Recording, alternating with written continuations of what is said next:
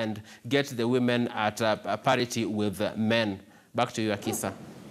That is our reporter, Mark Namaswa, for us there from our City Center studios. Mark, thank you for that update.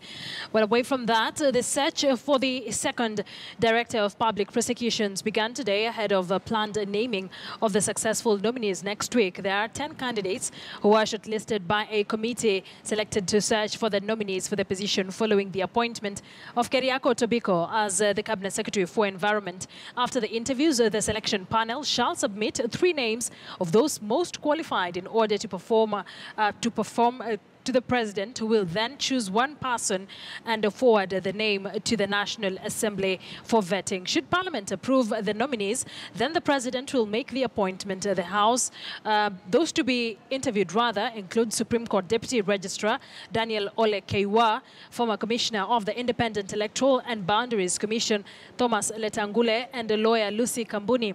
The National Intelligence Service Senior Director Nurdin Haji, Machakos Chief Magistrate Abdul Kadir Ramadan, Patrick Gumo, and 3 deputy DPPs, including Dorcas Odwor, Jacob Ondari, and Nicholas Mutuku, are also on the list. And currently facing the panel is the Senior Director of the National Intelligence Service, Nurdin Haji. Let's cross over there live and listen in.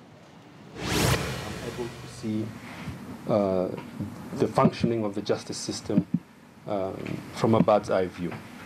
And I think having that advantage, I think I can bring on board, if given the opportunity to become the Director of Public Prosecution, skills that are required at this juncture.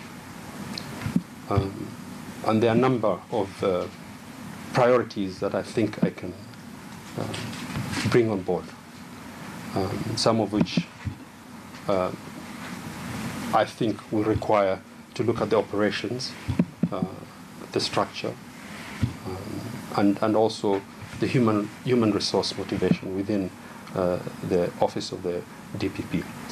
In addition, Madam Chair, I think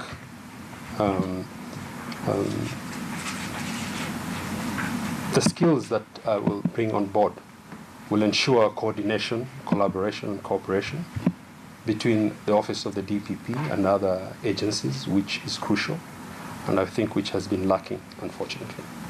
Thank you, Madam Chair. You're aware of the legal framework that governs the office of the DPP? Yes, Madam Chair. Would you analyze it critically and tell us whether this legal framework is adequate for ensuring an effective office? Thank you, Madam. Madam Chair, distinguished members. The Act of the ODPP, of course, gives the mandate, and of course the Constitution also, to institute prosecution of crimes, to take over, or to stop, for that matter, in simple terms, but also to ensure there's a free and fair administration of justice. Madam Chair,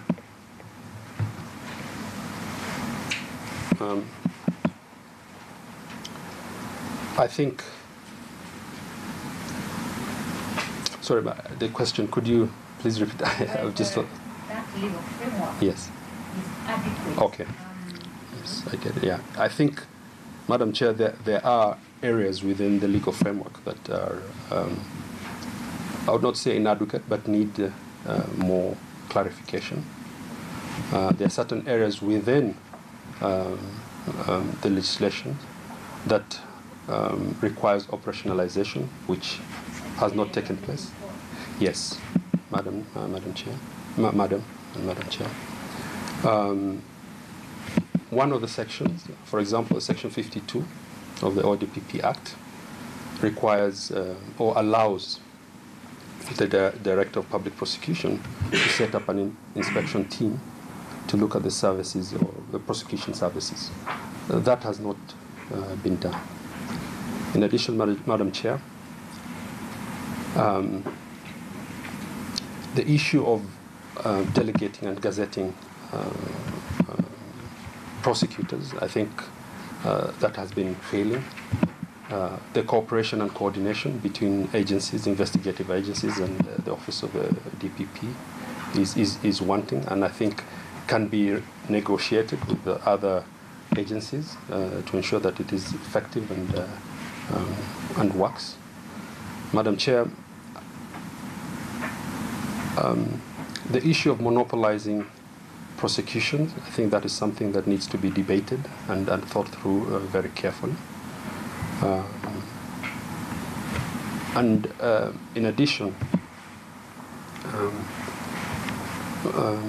I think the Office of the ODPP could play a critical role in helping investigative arms come up with quality investigations, which is not clear. The board that has been set up, I think that the composition is good, but the powers are not clearly laid down.